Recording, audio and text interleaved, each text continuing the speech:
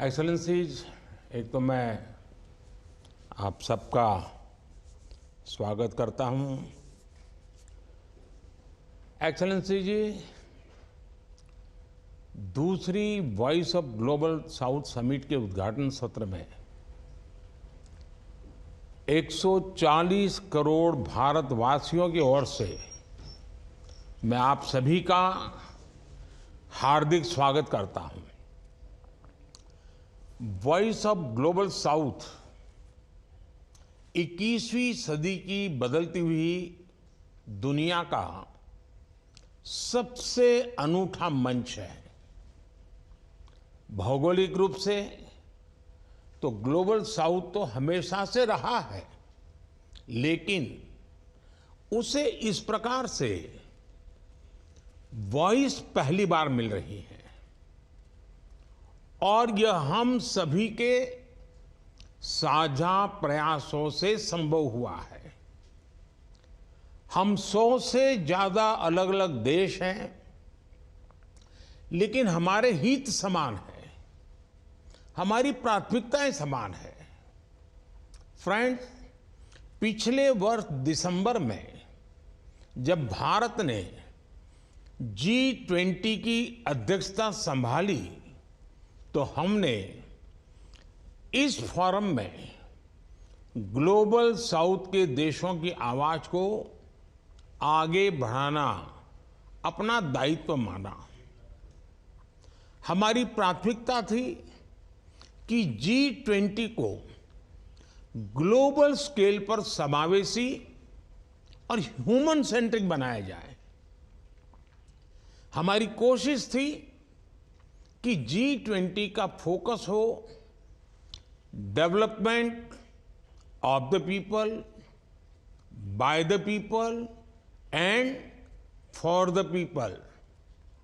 इसी उद्देश्य से हमने इस वर्ष जनवरी में पहली बार voice of global south summit का आयोजन किया। भारत के अलग अलग राज्यों में हुई G20 की 200 से अधिक बैठकों में हमने ग्लोबल साउथ की प्राथमिकताओं को प्रमुखता दी।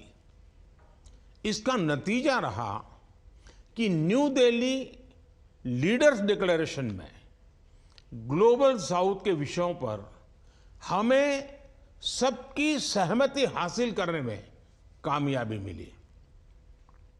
एक्सेलेंसीज, G20 आयोजन में ग्लोबल साउथ के हितों को ध्यान में रखकर ही लिए गए कुछ महत्वपूर्ण निर्णय मैं बड़ी नम्रतापूर्वक आप सबके साथ साझा करना चाहता हूं। मैं वो ऐतिहासिक क्षण भूल नहीं सकता जब भारत के प्रयासों से अफ्रीकन यूनियन को नई दिल्ली समिट में G20 की स्थायी सदस्यता मिली। G20 में सबने माना कि मल्टीलेटरल डेवलपमेंट बैंक में बड़े सुधार लाए जाएं और विकासशील देशों के लिए सस्टेनेबल फाइनेंस देने पर जोर दिया जाए। सस्टेनेबल डेवलपमेंट गोल्स जो पिछले कुछ सालों में सुस्त पड़ गए थे, उनमें तेजी लाने के लिए एक एक्शन प्लान भी बनाया गया। इससे ग्लोबल साउथ के देशों में चल रहे पॉवर्टी रिडक्शन कार्यक्रमों को बल मिलेगा। G20 ने इस बार क्लाइमेट फाइनेंस पर अभूतपूर्व गंभीरता दिखाई है। ग्लोबल साउथ के देशों के लिए आसान शर्तों पर क्लाइमेट ट्रांजिशन के लिए फाइनेंस और टेक्नोलॉजी उपलब्ध कराए जाने पर भी सहमति बनी है। क्लाइमेट एक्शन के लिए लाइफ यानी लाइफस्टाइल फॉर एनवायरनमेंट, इसके हाई लेवल प्रिंसिपल्स को अपनाया गया। इसी समिट में ग्लोबल बायोफ्यूल अलायंस लॉन्च किया गया है। यह ग्लोबल साउथ के देशों के लिए बहुत ही महत्वपूर्ण है और हम आशा करते हैं कि आप सभी इससे जुड़ेंगे। भारत मानता है कि नई टेक्नोलॉजी नॉर्थ और साउथ के बीच दूरियां बढ़ाने का नया स्रोत नहीं बनना चाहिए। आज आर्टिफिशियल इंटेलिजेंस एआई के युग में टेक्नोलॉजी को रिस्पॉन्सिबल तरीके से उपयोग में लाने की बहुत जरूरत है।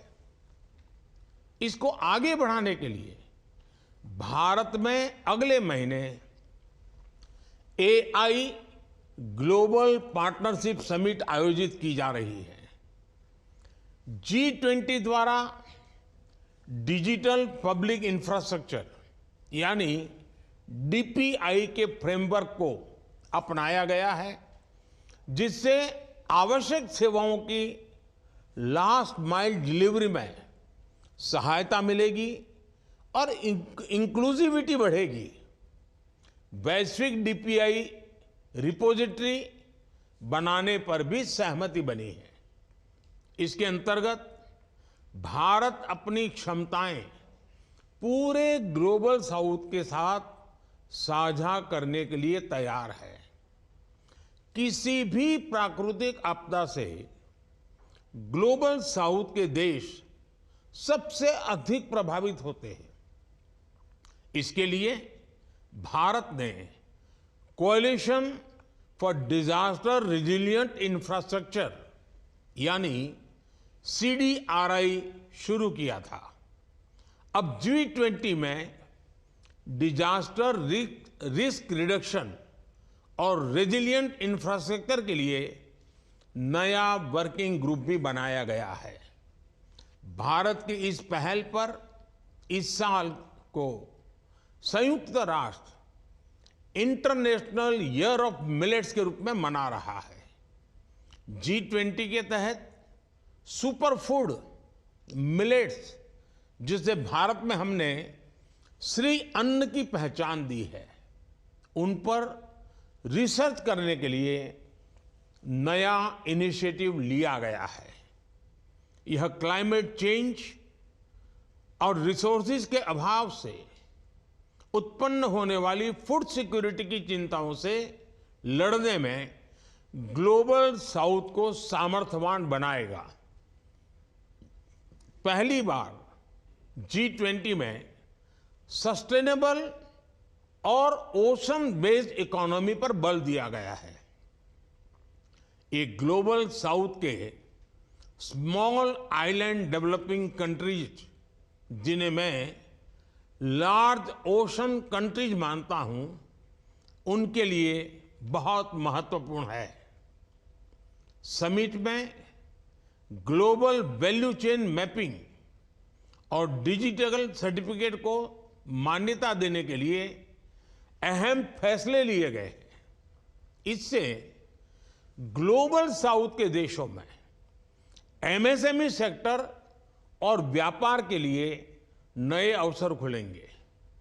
एक्सेलेंसी, वैश्विक समृद्धि के लिए सबका साथ और सबका विकास जरूरी है, लेकिन हम सभी देख रहे हैं कि पश्चिम एशिया क्षेत्र की घटनाओं से नई चुनौतियां उभर रही है। भारत ने 7 अक्टूबर को इजरायल में हुए जघन्य आतंकी हमले की निंदा की है। हमने रिस्ट्रेंट के साथ ही डायलॉग और डिप्लोमेसी पर भी जोर दिया है। इजरायल और हमास के कॉन्फ्लिक्ट में सिविलियंस की मौत की हम कठोर निंदा करते हैं। राष्ट्रपति महमूद अब्बास जी से बात कर हमने फिलिस्तीन के लोगों के लिए मानवीय सहायता भी भेजी है। ये समय है जब ग्लोबल साउथ के देश ग्रेटर ग्लोबल गुड के लिए एक स्वर में बात करें। One earth, one family, one future के लिए हम सब मिलकर 5 C's, 5 C's के साथ आगे बढ़ें।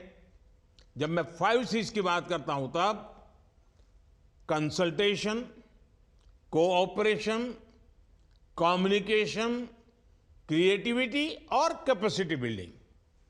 एक्सेलेंसी, पहली voice of global south summit में मैंने ग्लोबल साउथ के लिए एक सेंटर ऑफ एक्सेलेंस स्थापित करने का प्रस्ताव रखा था।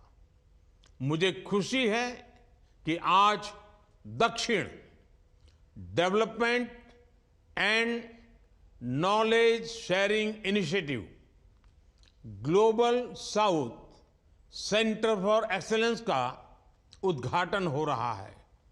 G20 समिट के दौरान मैंने भारत की तरफ से ग्लोबल साउथ के लिए वेदर और क्लाइमेट मॉनिटरिंग के लिए सैटेलाइट लॉन्च करने का प्रस्ताव रखा है। हम इस पर तेजी से काम कर रहे हैं। फ्रेंड्स, इन विचारों के साथ मैं अपना वक्तव्य समाप्त करता हूं। अब मैं आप सभी के विचार सुनने के लिए बहुत ही उत्साहित हूं और इतनी बड़ी मात्रा में आप सबकी सक्रिय भागीदारी के लिए मैं हृदय से आपका आभार व्यक्त करता हूं। बहुत बहुत धन्यवाद।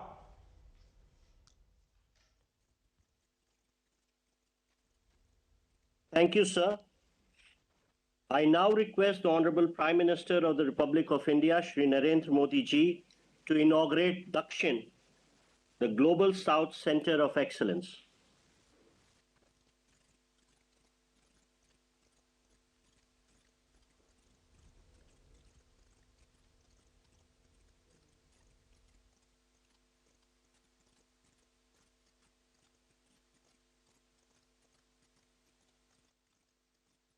Thank you, sir.